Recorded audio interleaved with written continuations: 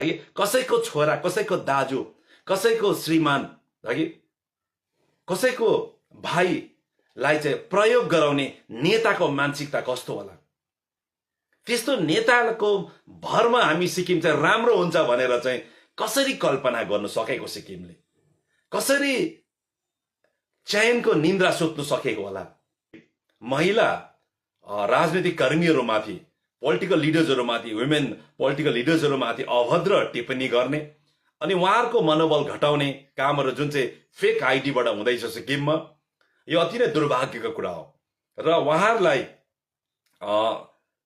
बदनाम गर्नुको निम्ति जुन तरिकाले काम हुँदैछ यसको हामीले पहिला पनि खण्डन गर्यौं, आज पनि गर्छौं। र यसमा अहिलेसम्म पनि सिक्किमको प्रहरीले यसमा कुनै पनि कारबाही गरेको छैन।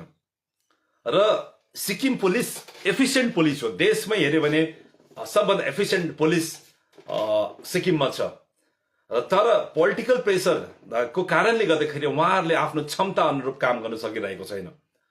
र यसरी फेक आइडीबाट कसैको चरित्रमाथि अभद्र टिप्पणी गर्नु, त्यो पनि उहाँहरूले केही होइन तर सिक्किममा एउटा अपोजिसन पार्टीमा लागेर अपोजिसन पार्टी लिडर भएर बोल्दाखेरि न उहाँहरूलाई साइलेन्स गर्नु, उहाँहरूलाई चुप राख्नुको निम्ति यस्तो कुराहरू गर्नु चाहिँ यो निन्दनीय कुरा हो।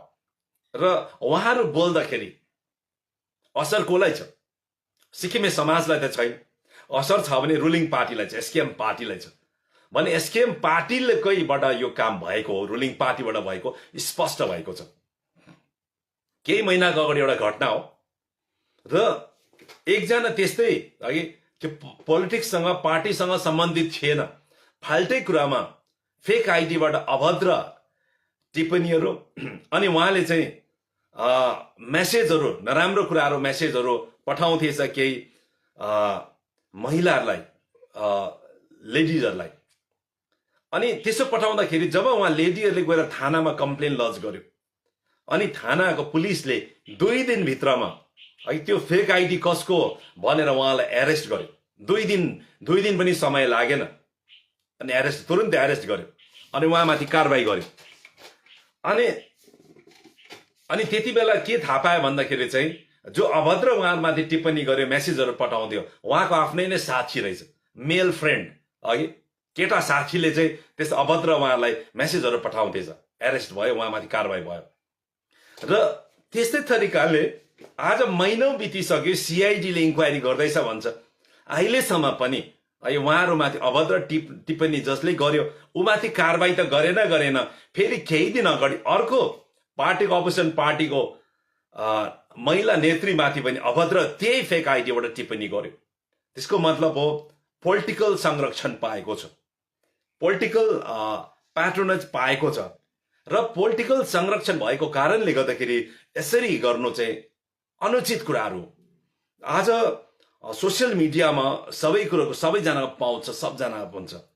पहिला किर्ते पर्चाहरू निस्किन्थ्यो, त्यो चाहिँ एकदम त्यो टार्गेटेड मान्छेमा मात्रै पठाउँथ्यो। त्यो चाहिँ पोस्ट गरेर या कसले बाँड्नु पर्ने त्यसरी बाँड्ने पहिला चलन थियो।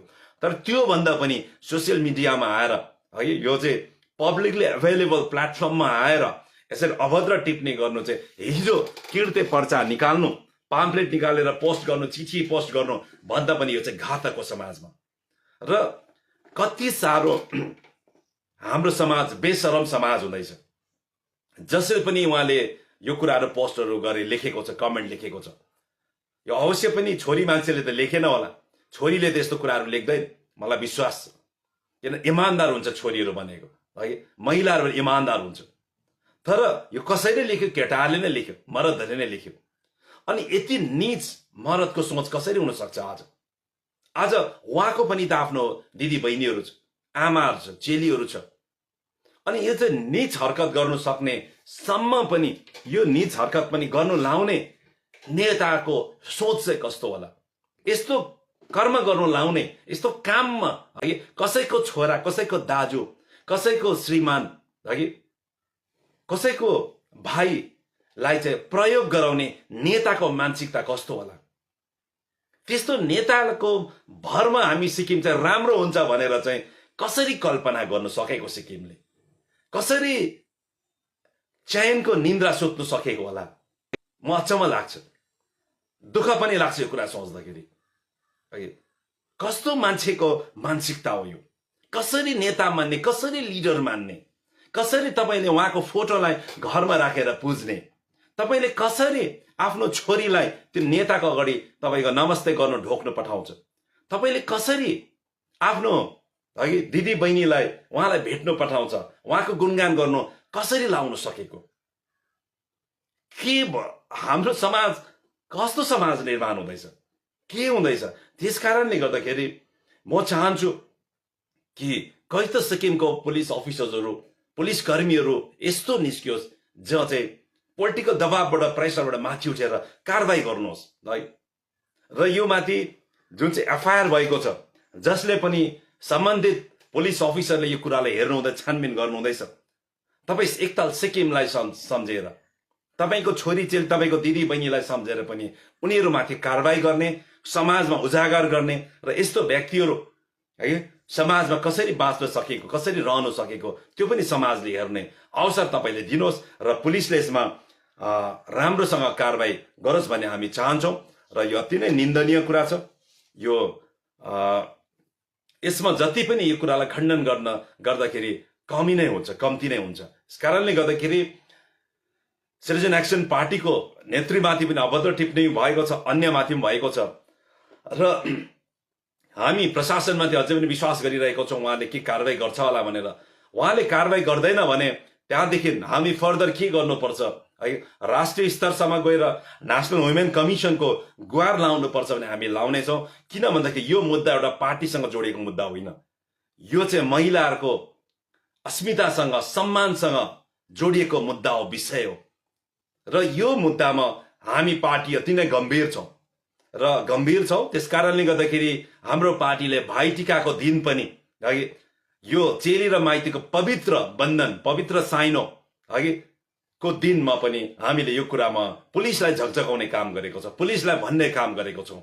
चेली माइतीको जुन चाहिँ हामी पवित्रता छ त्यसलाई सधैँ सिक्किममा कायम रहोस्, यो माथि कारवाही हुनुपर्छ भनेर हामीले हाम्रो चेलीहरूमाथि यस्तो भएको कारणले गर्दाखेरि माइतीहरू त्यो दिन भाइटिकाको दिन पनि थानामा गएर यो पुलिसहरूलाई भन्ने कामहरू गरेको छ।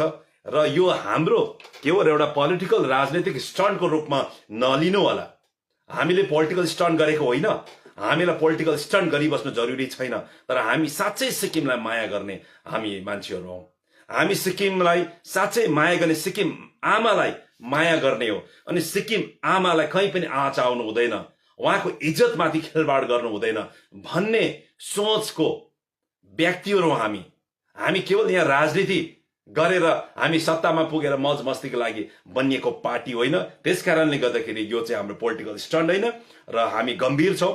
र यही गम्भीरताको साथमा जसले पनि यो विषयमा छानबिन गर्दैछ, पुलिस लागि पर्नु भएको छ, तपाईँले यसमा गम्भीर भएर पनि तपाईँले छानबिन गर्ने हाम्रो आह्वान छ।